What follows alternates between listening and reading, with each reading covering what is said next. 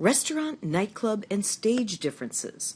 Sometimes students ask me about the differences between restaurant, nightclub, and stage performing, and I thought it would be a good discussion for professionals or those starting to perform.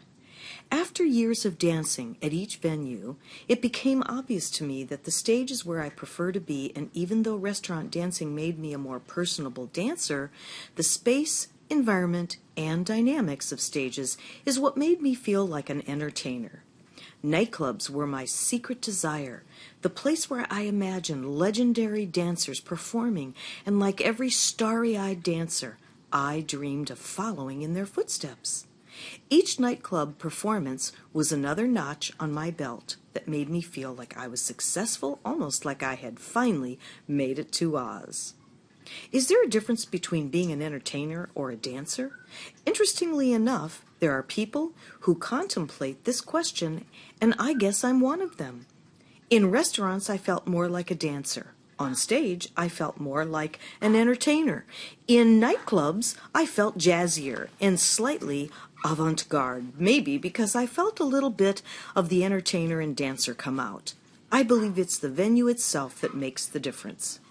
It's been a while since I've performed on any venue, and I found interestingly enough that the one I miss the most is the nightclub circuit. There is a pulse that beats inside of me, beckoning me to the sound of live drums. The full orchestra was always amazing to experience, but for me, the pop, roll, and beat called to me like no other instrument could or ever will. The electricity and the ambiance of the crowd always added to this feeling of being a star performer, because let's face it, for most dancers, performing live music is what it's all about. I often wonder if many of the dancers today know the difference between taped music and live. Maybe it's a dumb thought, but for many dancers today, it's not as easy to find live venues with musicians. I think the golden era of belly dance was a different time and place in our history. This period was around the 70s, and when I went to New York and talked to dancers who performed in this time frame, I realized that I missed the boat. Story after story was told about performing at 2 to 3 clubs a night. These were the days of training during the day and performing up to 4 nights a week. I was fortunate to do this in the 90s and enjoyed every minute of it, but there was something different during the golden era in belly dancing that was electric. It was more of a dancer's paradise, a time to dance and be seen. Belly dancer Leyla Najma, Sinbad's Place, Biblos, Alamir, Mirage, Veranda Greek Cafe, Chattanooga Club Restaurant, and many more were my weekly gigs, and I loved each one of them because they were all so different.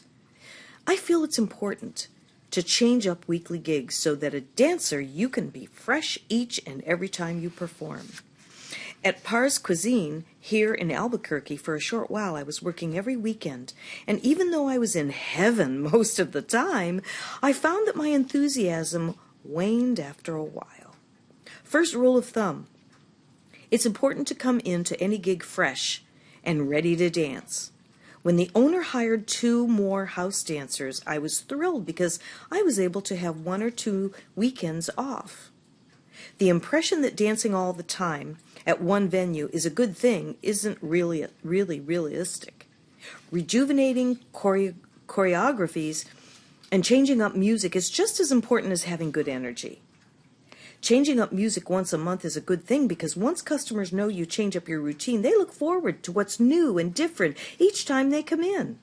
I actually had a couple come up to me and tell me they enjoyed my shows because whenever they came in to see me dance, the music was always different.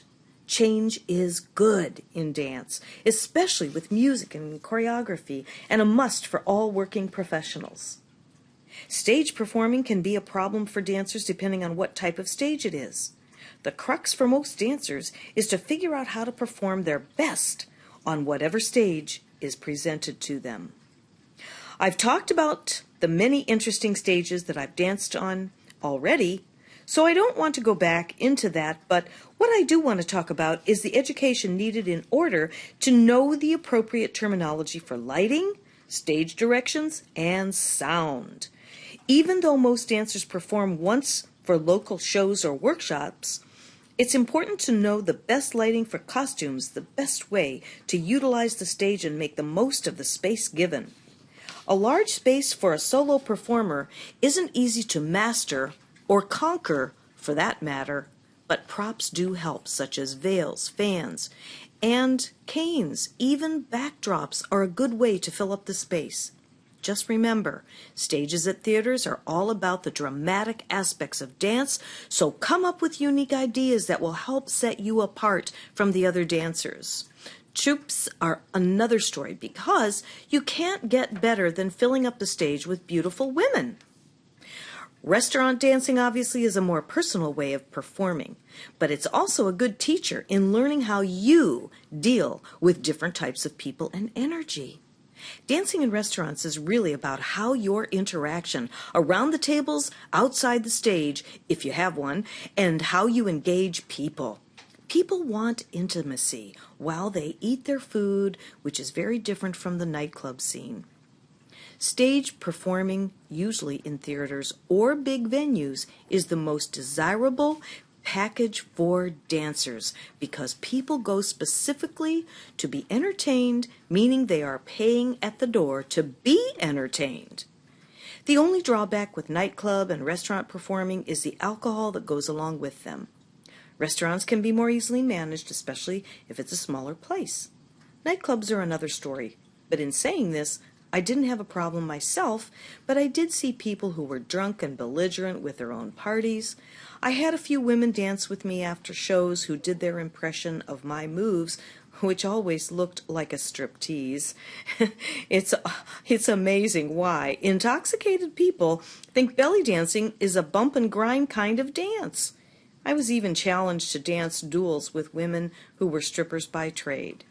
Now, I'll say this because it's how I feel. I don't have problems with strippers. What I do have a problem with is when they think they can outdance a trained dancer.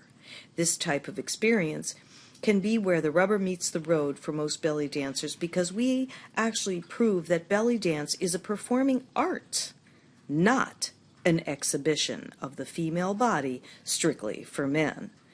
Belly dancer Leyla Najma. My choreographies changed for each venue because they each required something different. Restaurant dancing was about layering, in-place combinations and soft and unintimidating moves. It's about the poetry of the dance in restaurants that people admire, not the theatrical narrative required in theaters. Nightclubs are about the screenplays to a dancer's interpretive play on life and love.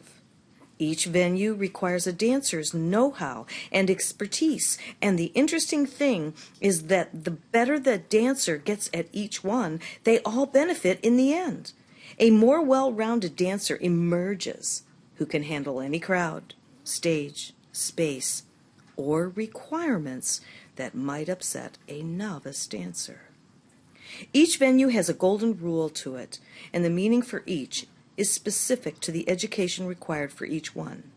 Belly dancing isn't about getting a costume on and dancing, hurrying a dance education before it's time.